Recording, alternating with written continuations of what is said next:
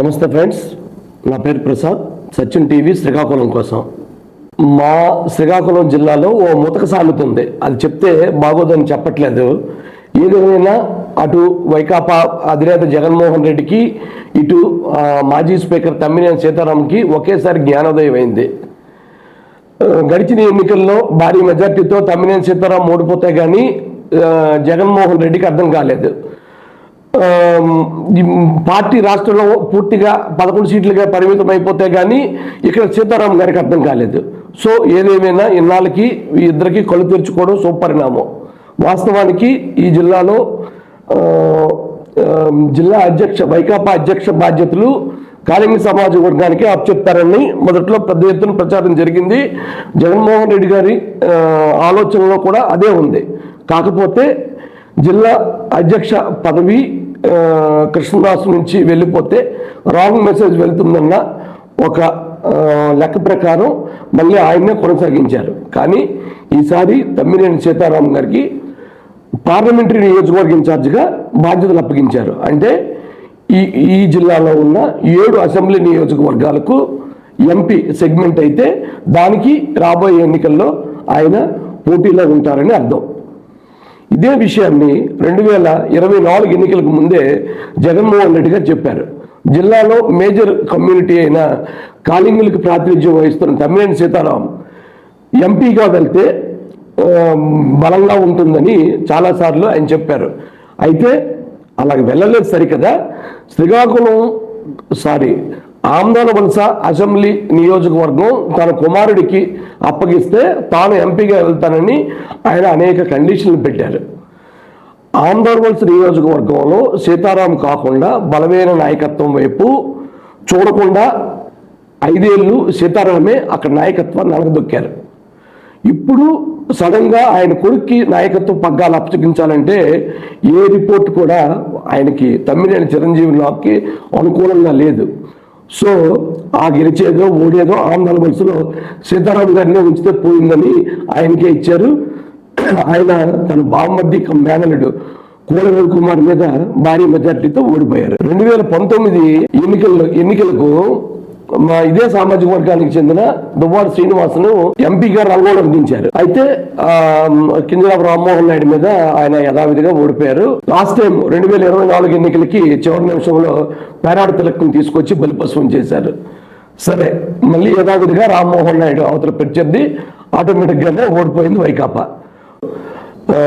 So ఏదైనా ఇక్కడ కాళింగులు మాత్రమే తెలుగుదేశం ఏతర పార్టీల నుంచి ఎన్నికవుతారన్న ఓ ప్రధానమైన నమ్మకం ఉంది. మీరు ఎక్కడ తీసుకున్నా కాంగ్రెస్ నుంచి బొడ్డపల్లి రాజగోపాలరావు గారు, ఆ తర్వాత కణితి విశ్వనాథం గారు, అప్పయ్యదొర గారు, కిల్లి కృపారాణి గారు, ఇక మీకు తెలుగుదేశంలో ఉన్నది ఎర్రనాయుడు గారు, వీళ్ళే. ఇంకా లచ్చన్న గారు కానీ రంగా గారు కానీ ఎవరైనా కూడా ఇదే పరిస్థితి. సో తెలుగుదేశం ఏతర పార్టీగా వైకాపా కాళింగులో మాత్రమే ఎంపీగా నిలపాలనుకుంటుంది. కాబట్టి మళ్ళీ సీతారాం గారికి 5 ఏళ్ళ ముందే దీనికి ప్రిపేర్ చేస్తున్నారు. సో ఇందుకు సంబంధించి ఈసారి ఎంపీ అభ్యర్థి ఖచ్చితంగా తమ్మినేని సీతారాం. అయితే ఇంకా మిగిలిన వారి పరిస్థితి ఏమిటి? సో ఈసారి అలా కాకుండా తిలక్ని కన్ఫర్మ్ చేశారు పక్కాగా.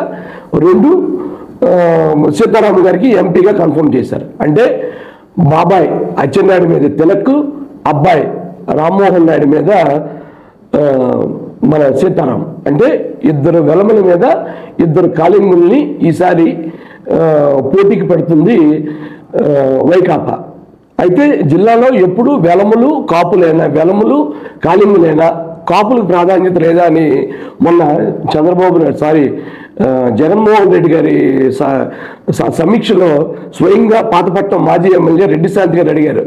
నిజమే, ఇక్కడ కాళింగులు ఎంతమంది ఉన్నారో తూర్పు కాపులు వెలములు కూడా అంతే సంఖ్యలో దాదాపు అటు ఇట్లో ఉన్నారు. సో కాకపోతే ఇక్కడ వచ్చిన సమస్య ఏంటంటే శ్రీకాకుళం కానుకుని ఉన్న విజయనగరం జిల్లా పూర్తిగా కాపు జిల్లా. సో అక్కడ కాపులకి పూర్తి స్థాయి ప్రాధాన్యత దక్కుతుంది.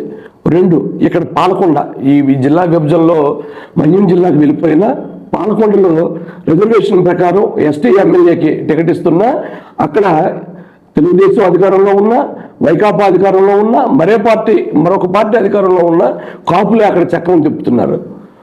సో ఇక్కడ పక్క జిల్లా విజయనగరంలో ఉంటూ విజయనగరంలో బొత్స సత్యనారాయణ కుటుంబానికి ప్రాధాన్యత ఇస్తూ మళ్ళీ శ్రీకాకుళంలో కూడా కాపులకు ప్రాధాన్యత దక్కక ఇక్కడ తూర్పు కాపులంతా గతసారి వైకాపాకు వ్యతిరేకంగా ఓటేశారు. అందుకే మామిడి గోవిందరావు లాంటి నాయకుడు చివరి నిమిషంలో టికెట్ తెచ్చుకున్న పాతపట్నంలో గెలవగలిగారు. హెచ్ఆర్లో ఎన్ఈఆర్ బీజేపీ నుంచి టికెట్ తీసుకోగలిగిన నాన్ కాపు అయిన కాపు అభ్యర్థి గుర్లి కిరణ్ కుమార్ రెడ్డి మీద గెలవగలిగారు. అయితే ప్రస్తుతానికి కాళింగ వెలమ బేస్డ్గా జగన్మోహన్ రెడ్డి రాజకీయాలు ఇక్కడ నడుస్తున్నాయి.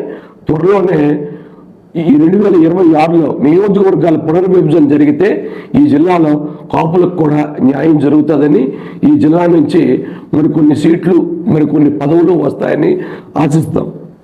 సెలవు.